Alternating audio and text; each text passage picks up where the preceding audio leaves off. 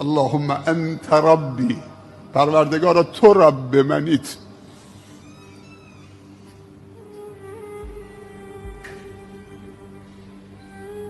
اللهم انت ربی، پروردگارا تو رب منیت.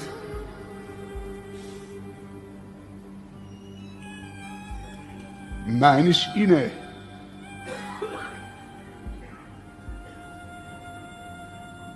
که من غیر از تو هیچ خدایی ندارم، اما تو غیر از من بندگان دیگر دارید. پیامبر صلی الله علیه و سلم در جای دیگه میفرمایند در اذکار صبح و شام، هر روز صبح که نماز صبح میخونید سنت است که 3 بار بگی رضیت بالله ربا، راضی و خوشنود شدم و دلم شاد خوشحاله که تو رب من باشی.